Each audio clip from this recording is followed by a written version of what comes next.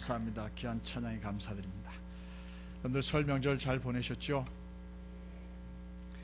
설이 지나고 나니까 추위가 많이 누그러진 것 같습니다. 그리고 남녘에서 벌써 꽃 소식이 들려오는 것 같습니다. 이제 곧 겨울도 지날 모양입니다. 행복하게 봄을 맞을 준비를 하는 우리 모두가 되기를 바랍니다. 우리 옆에 분들하고 인사합니다. 설 명절 잘 보내셨습니까? 예.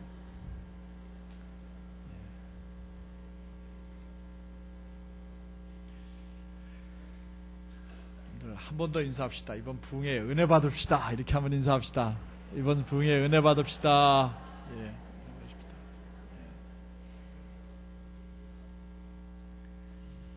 오늘은 우리 동안선결교회가 창립된 지 35주년이 되는 주일입니다. 무엇보다도 먼저 지난 35년 동안 많은 시련과 어려움 속에서도 우리 교회를 오늘 이만큼 우리 교회 되게 하신 여호와 하나님께 우리 모두 진심으로 감사드려야 하겠습니다. 하나님 감사합니다 하는 마음으로 하나님께 우리 영광의 박수를 한번 올려드립니다. 하나님 감사합니다. 하나님의 은혜가 아니었다라면 오늘 우리 동안교회는 이런 모습으로 여기에 서 있을 수 없었을 것입니다. 그러므로 우리는 모든 일에 있어서 무엇보다 먼저 하나님께 감사하는 우리 모두가 되어야 하겠습니다. 특별히 두 분이 생각이 납니다. 한 분은 이 동안선결교회를 세우신 우리 길동교회라는 이름으로 시작하신 우리 정연택 목사님 생각이 나고요. 또 교회 부흥을 위해서 젊음을 바치신 우리 박의문 원로 목사님도 생각이 납니다. 두 분께도 우리 감사하는 마음을 가져야 되겠습니다. 우리 그 두 분께도 박수를 한번 이 자리에 없으시면. 그리고 그분들도 참 감사하지만 온 마음과 물질과 정성을 들여서 이 교회를 섬겨오신 우리 장로님들 또 우리 권사님들 성도 여러분들에게도 진심으로 감사를 드립니다. 이제 올해 우리 동안선결교회 창립 35년 기념주일에는 특별한 행사를 갖지 않고 한 가지 아주 중요한 행사를 가지려고 합니다. 그것은 바로 내일부터 있을 부흥성회입니다. 저는 이 부흥성회를 통해서 우리 교회가 제2의 도약을 해야 되겠다라는 생각으로 우리 35주년 기념주일에 이 성회를 준비했습니다.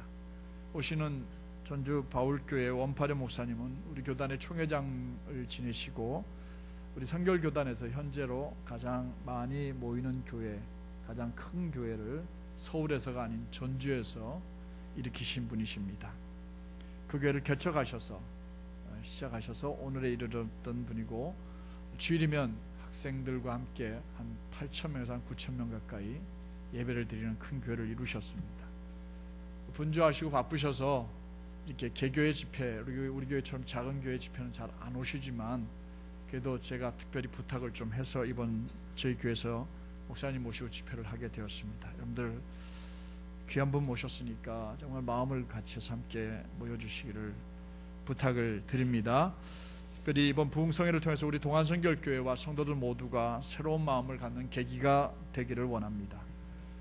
강사 목사님을 통해서 주신 말씀 모두가 새로운 마음을 갖고 함께 손을 잡고 새롭게 전진하여 마귀와 사탄의 어떤 시험과 장난에도 쓰러지거나 넘어지지 않는 평안하고 든든히 서 있는 동안교회, 건강한 동안교회, 아름다운 동안교회, 행복한 동안교회, 부흥하는 동안교회를 만드는 계기를 마련해야 되겠습니다.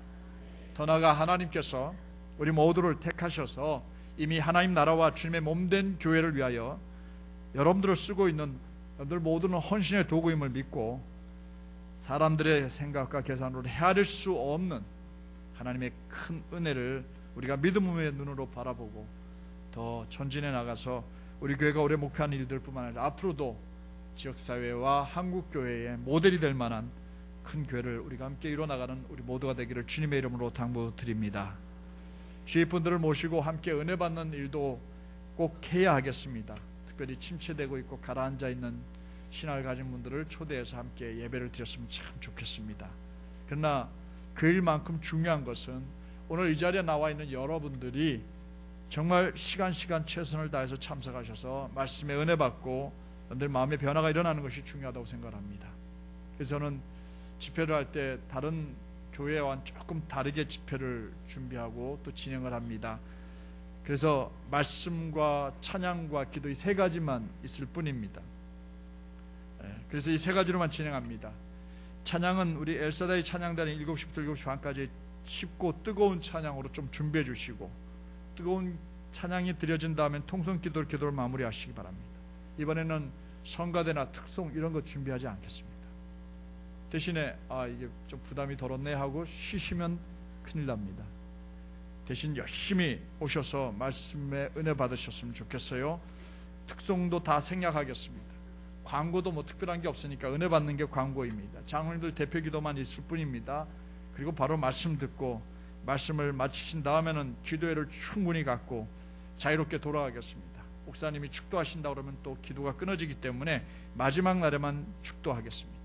온 성도들이 은혜 받는 일에만 집중하셔서 이번 성회에 내게 주시는 나의 하나님의 말씀을 귀 기울여 듣고 나의 하나님을 경험하는 귀한 시간이 되기를 주님의 이름으로 부탁을 드립니다. 집에서 텔레비전 보시면 안 됩니다. 연속극 보고 계시면 안 됩니다. 절대로 보지 마십시오. 교회 모이십시오. 오늘 우리가 읽은 본문의 말씀은 이스라엘이 가나안 땅을 정복하고 난 다음에 가나안의 정복 역사를 새롭게 써갈 때의 일입니다.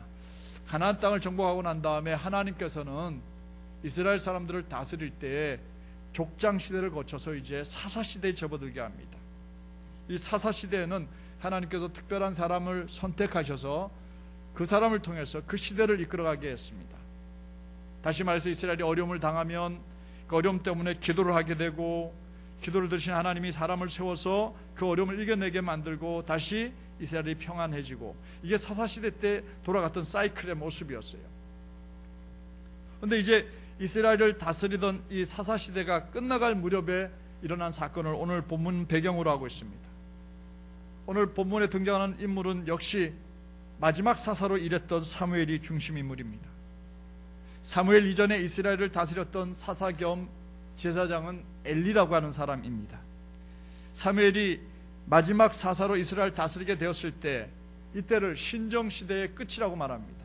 하나님께서 직접 다스렸던 시대, 신정시대가 끝나고 이제는 사람들이 세운 왕이 다스리는 시대, 그래서 왕정시대가 이때부터 열리게 됩니다.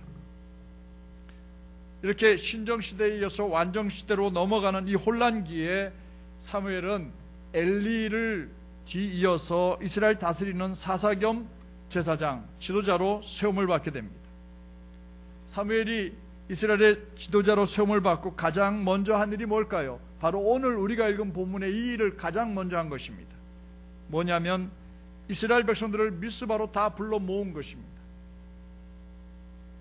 그렇다면 왜 사무엘이 지도자의 일을 시작하면서 다른 일은 다 제껴두고 이스라엘 백성들을 미스바로 불러 모은 것일까요?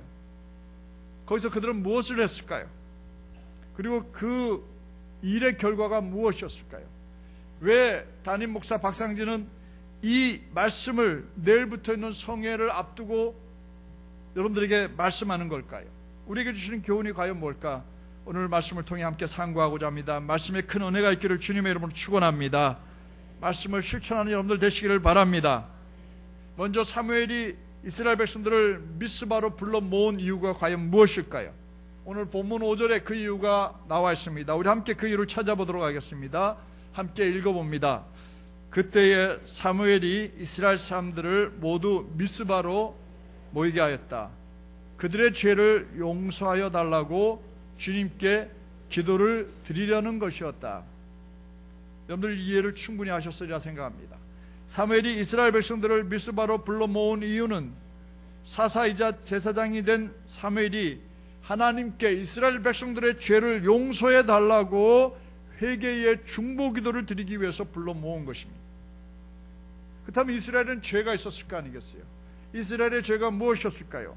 크게 두 가지입니다. 하나는 이스라엘 공동체 전체가 저지른 죄이고, 또 하나는 이스라엘의 지도자들 가정에서, 지도자의 가정, 엘리 제사장의 가정에서 일어난 엄청난 큰 죄악이 있었어요. 먼저 이스라엘 공동체가 지은 죄를 3절에는 이렇게 설명해 놓았습니다. 우리 함께 읽어보도록 하겠습니다. 사무엘이 이스라엘 온 족속에게 말하였다. 여러분이 온전한 마음으로 주님께 돌아오려거든 이방의 신들과 아스다롯 여신상들을 없애버리고 주님께만 마음을 두고 그분만을 섬기십시오. 그러면 주님께서 여러분들을 블레셋 사람의 손에서 건져주실 것입니다. 사무엘이 오늘 이 부분에서 분명히 이스라엘의 죄를 지적하고 있습니다. 사무엘이 지적한 이스라엘의 죄는 이스라엘이 하나님에게서 떠나서 그들의 마음을 우상에게 주었다는 것입니다. 그래서 사무엘은 하나님께 온전히 돌아오라고 말합니다. 이스라엘 백성들의 마음은 하나님을 떠나서 이방 신들과 아스다르라고 하는 여신 앞에 가 있었어요. 그들을 섬기고 그들을 제사하는 곳에 마음을 빼앗겼습니다. 우상들에게 마음을 빼앗겼고 그들을 섬기고 있었습니다. 그래서 그들의 마음이 하나님께 가 있질 않았습니다. 그 결과 하나님께서는 블레셋을 통하여서, 아합을 통하여서 계속해서 이스라엘 고통스럽게 만들었던 겁니다. 사무엘은 이스라엘 백성들을 그 고통에서 건진받으련다면, 건진받기를 원한다면 하나님께로 돌아와야 한다고, 그 마음을 하나님께로 돌이키라고 이렇게 담대하게 외쳤던 것입니다. 하나님에게서 마음이 떠난 것이 이스라엘 공동체의 큰 잘못이었다면 이스라엘이 회개해야 될 또 죄는 그것뿐만이 아니었어요. 더 거슬러 올라가면 이스라엘의 지도자였던 엘리 제사장 집안이 하나님 앞에 씻을 수 없는 큰 죄를 범했던 겁니다. 사무엘상 2장 29절에 보면은 엘리 제사장은 자기의 두 아들 흠니와 비느하스라는 이 두 아들을 하나님보다 더 귀중하게 여겼다고 기록해 놓았어요. 그래서 사무엘상 2장 12절 이하에 보면은 엘리 제사장의 두 아들들은 하나님께 제사를 드리기 위해서 고기를 삶을 때면 자기 사환을 보내어서 삼지창으로 가서 찔러서 마음에 드는 대로 골라가지고 와서 시큰 고기를 먹었던 겁니다. 하나님께 드리는 것이 우선이 아니었어요. 또 생고기를 먹고 싶을 때는 화제로 드리기도 전에 사환을 보내서 가서 제일 맛있는 부분을 잘라다가 자기가 구워 먹었어요. 심지어 사무엘상 2장 22절에 보면 회막문에서 여호와께 수종드는 여인들과 성적인 관계를 맺음으로 하나님 앞에서 음란한 일들을 저질렀던 겁니다. 하나님을 우습게 여긴 거예요. 하나님을 만홀히 여긴 거예요. 이런 죄를 지켜보신 하나님께서는 진노하셨습니다. 그래서 엘리 제사장을 향하여서 30절에 이렇게 말씀하셨어요. 세번역 성경을 한번 같이 읽어보도록 하겠습니다. 그러므로 나 주 이스라엘의 하나님이 말한다. 지난날 나는 너 엘리의 집과 너 엘리의 조상의 집이 제사장 가문을 이루어 언제까지나 나를 섬길 것이라고 분명하게 약속하였지만 이제는 더 이상 그렇게 하지 않겠다. 이제는 내가 나를 존중하는 사람들만 존중하고 나를 경멸하는 자들은 수치를 당하게 할 것이다. 나 주의 말이다. 두렵지 않습니까? 엘리 제사장과 두 아들과 또 그들을 방치해놓고 있던 엘리 제사장에 대한 하나님의 진노하신 말씀은 우리의 마음에 평생 새겨 놓아야 할 말씀입니다. 눈에 보이지 않는 하나님, 눈에 보이지 않는다고 하나님을 존중할 줄 모르는 사람들, 하나님을 경멸하는 사람들, 하나님을 우습게 여기고 함부로 말하는 사람들은 수치를 당하게 될 것입니다. 그러나 하나님이 두렵고 하나님을 진정으로 섬기고 하나님을 존중하고 하나님을 높이는 이들은 하나님이 그를 높여주시겠다고 존중하겠다고 말씀하셨습니다. 이 두려운 말씀을 마음에 잘 새기기를 부탁을 드립니다. 그리고 어디서 무슨 일을 하든지 하나님을 두려워하는 마음을 갖는 여러분들 되시기를 바랍니다. 하나님을 존중하는 여러분들 되시기를 바랍니다. 엘리 제사장 집에 이 말씀이 선포된 지 얼마 되지 않아서 블레셋이 이스라엘 쳐들어오게 됩니다. 그때 지게 됐어요. 그러자 엘리 제사장의 두 아들 흠니와 비느하스는 실로에 모셔놓았던 하나님의 언약궤를 앞세웠습니다. 하나님의 언약궤를 앞세웠을 때 요단강이 갈라졌고 하나님의 언약궤를 앞세웠을 때 여리고성이 무너진 걸 그들이 알고 있었어요. 그래서 그때 그 기적을 다시 맛보기 위해서 그런 싸우기 전에 여호와 하나님의 언약궤를 앞세우고 나갔어요. 이길 거라는 믿음을 가지고 나갔어요. 그런데 그 전투에서 그들은 지고 말았습니다. 심지어는 두 사람이 그 자리에서 죽임을 당했습니다. 그리고 하나님이 그들에게 주셨던 이스라엘 백성의 심장과도 같았던 그 언약궤마저 그 자리에서 빼앗기고 말았습니다. 이 소식을 들은 엘리 제사장은 그 앉아있던 의자에서 넘어져서 죽었고, 그리고 흠니의 부인은 만삭이었는데 아기를 낳다 말다 그 소식을 듣고 죽었습니다. 하나님이 치신 겁니다. 하나님께서는 이런 이스라엘 민족의 죄악과 엘리 제사장의 죄악을 알고 있었어요. 그래서 사무엘은 이스라엘 백성들에게 미스바에 모이자고, 우리가 전심으로 회개하자고, 우리가 하나님께로 우리의 마음을 돌이키자고, 그리고 불러 모았던 것입니다. 사무엘의 소집 공고에 미스바로 모인 이스라엘 백성들이 꾸역꾸역 모여들었어요. 그들이 뭘 했습니까? 6절 말씀을 함께 읽어보면서 그들이 무엇을 했는지 한번 살펴봅니다. 함께 읽어보겠습니다. 그들은 미스바에 모여서 물을 길어다가 그것을 제물로 삼아 주님 앞에 쏟아붓고 그날 종일 금식하였다. 그리고 거기에서 우리가 주님을 거역하여 죄를 지었습니다 하고 고백하였다. 미스바는 사무엘이 이스라엘 자손 사이의 다툼을 중지하던 곳이다. 사무엘의 소집 공고를 따라 미스바에 모인 모든 이스라엘 백성들이 가장 먼저 한 일은 물을 길어오는 일이었습니다. 우리가 아는 것처럼 물은 씻음을 의미합니다. 죄 씻음을 상징합니다. 세례를 의미하는 거예요. 그들은 물을 길어왔어요. 다른 재물을 쌓아놓지 아니하고 물을 길어왔습니다. 그리고 그 물을 제단 위에 부었습니다. 그리고 엘리 집안이 멸망당하고 블레셋에 빼앗겼던 언약궤가 다시 이스라엘로 돌아온 지 20년이 지르는 동안에 이스라엘은 한 번도 이렇게 온 백성이 모여 하나님 앞에 온전한 제사를 드린 적이 없었습니다. 그래서 사무엘은 먼저 백성들과 함께 하나님 앞에 나와서 온전한 제사를 먼저 드린 겁니다. 그것이 더 중요했어요. 우리가 읽은 본문 9절 말씀을 한번 보십시다. 온전한 제사의 의미가 어떤 건지를요 한번 함께 읽어봅니다. 사무엘이 젖 먹는 어린 양을 한 마리 가져다가 주님께 온전한 번제물로 바치고 이스라엘을 구원하여 달라고 주님께 부르짖으니 주님께서 그들의 기도를 들어주셨다. 사무엘이 이스라엘 백성들과 함께 미스바에서 젖먹는 어린 양 하나를 가져다가 번제물로 드렸어요. 그 번제물을 뭐라고 설명했습니까? 온전한 번제물이라고 얘기를 했습니다. 20년 전 엘리 제사장 집에서 드려진 제사, 그 제사는 온전한 제사가 아니었어요. 하나님을 존경하는 마음이 없는 제사였어요. 하나님의 살아계심을 두려워할 줄 모르는 제사였어요. 교회 안에 음란함이 가득했던 것이에요. 형식적으로만 제사를 드린 것입니다.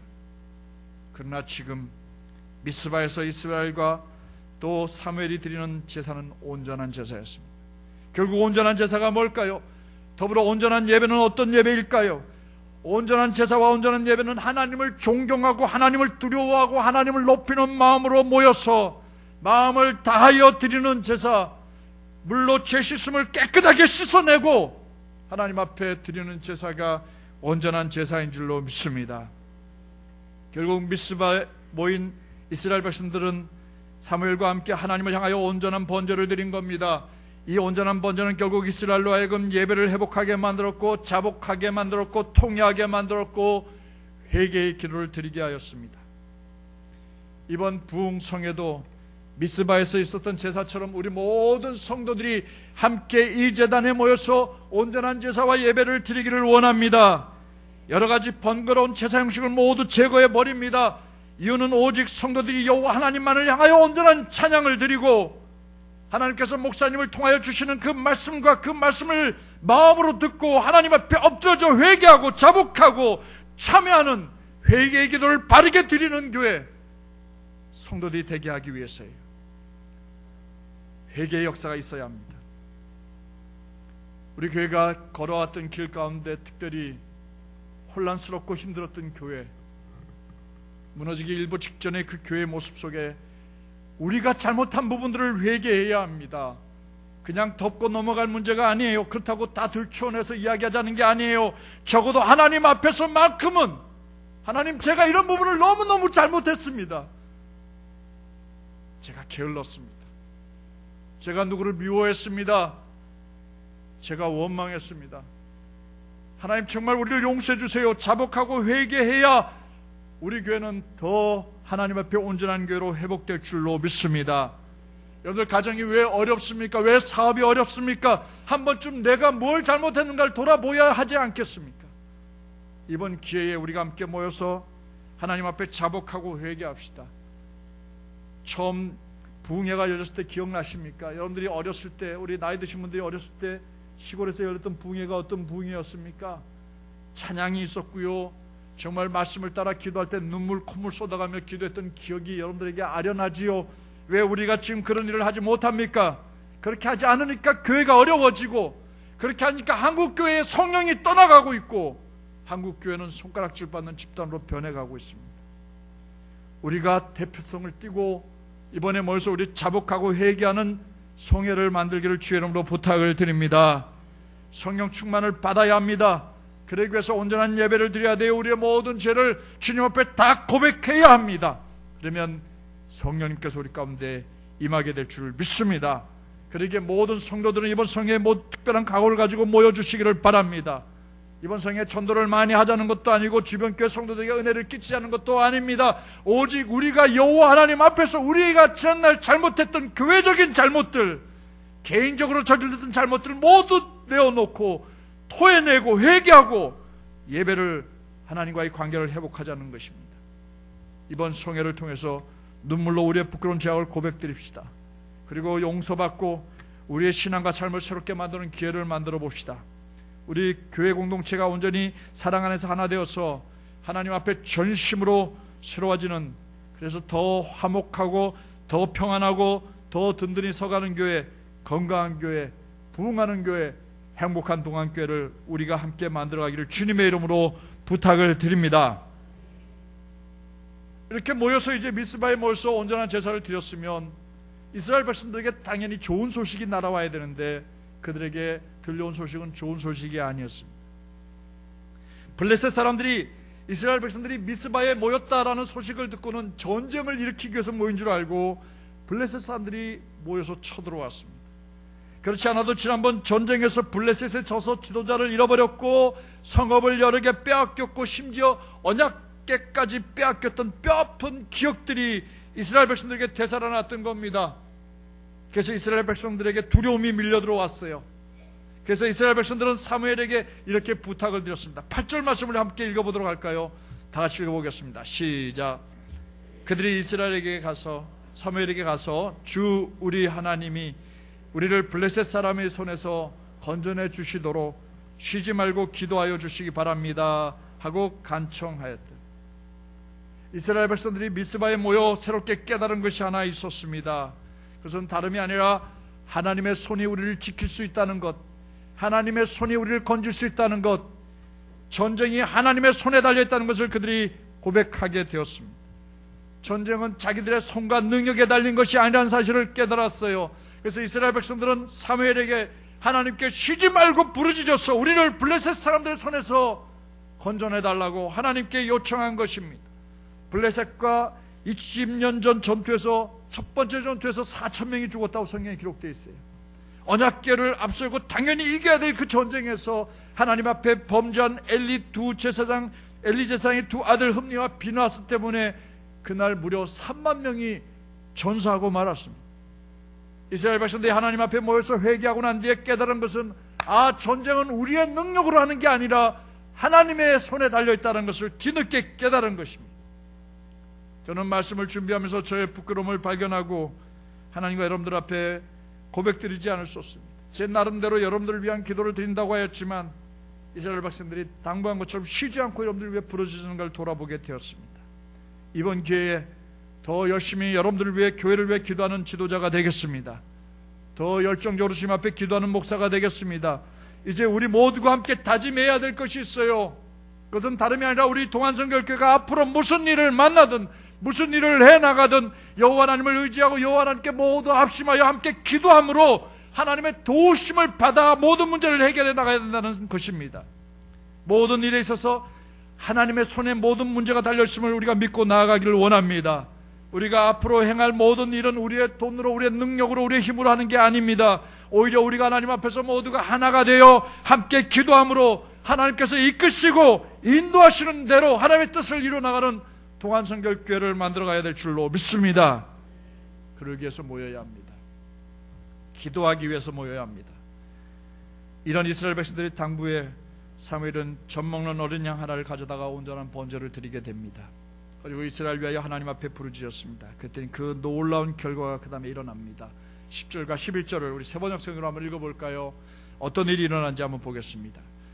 시작. 사무엘이 번제를 드리고 있을 때에 블레셋 사람이 이스라엘과 싸우려고 다가왔다.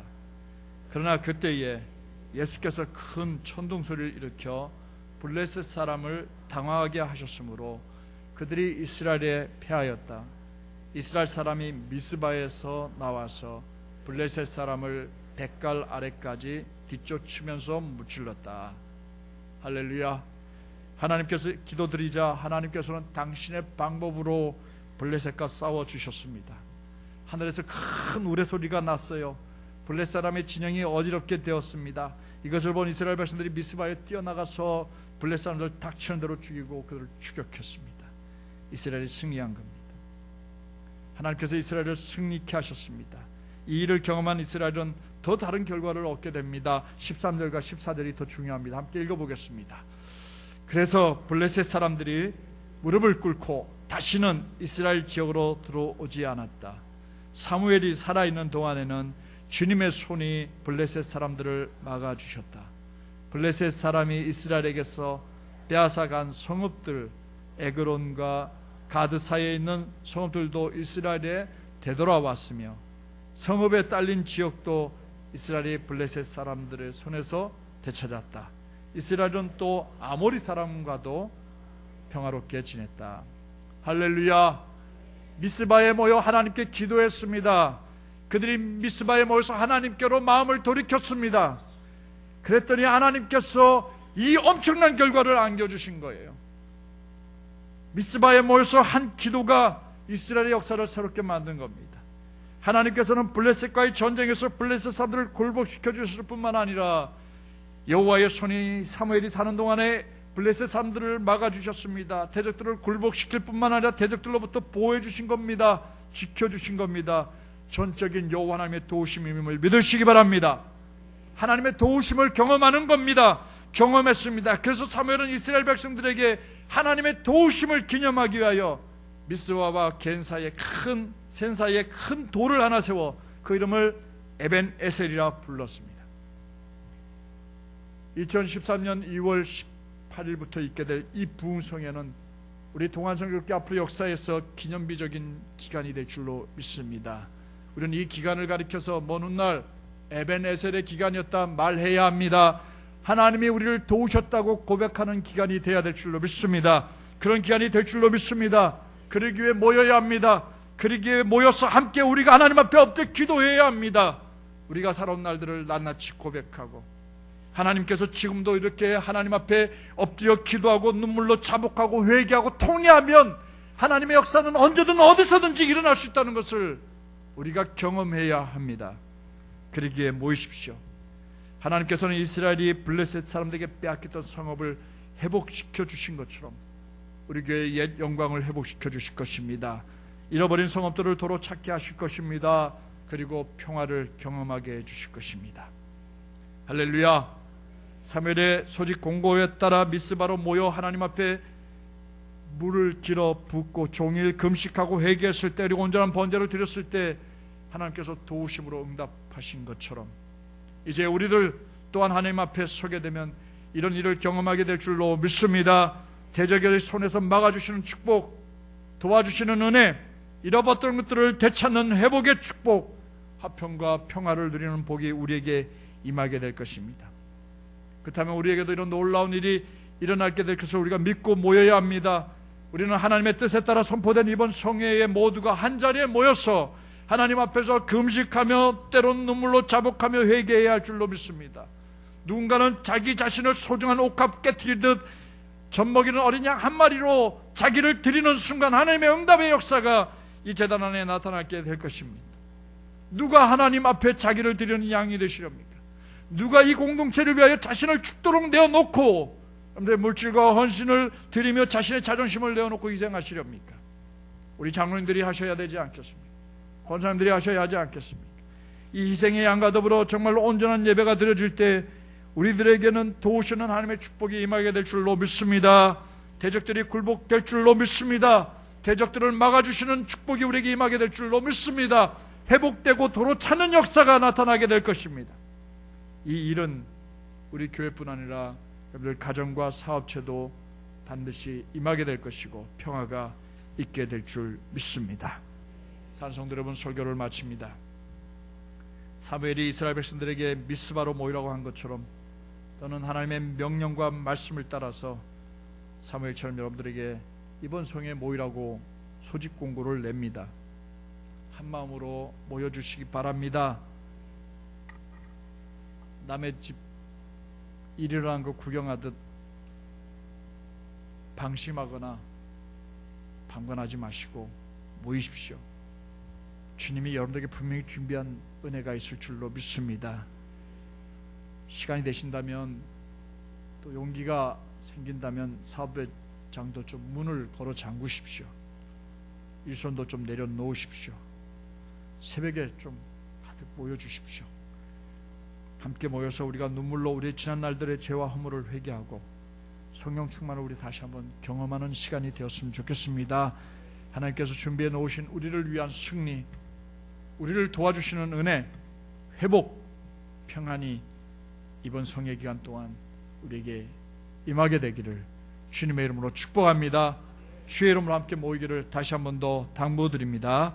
기도하겠습니다. 이 시간 우리 말씀을 생각하며 하나님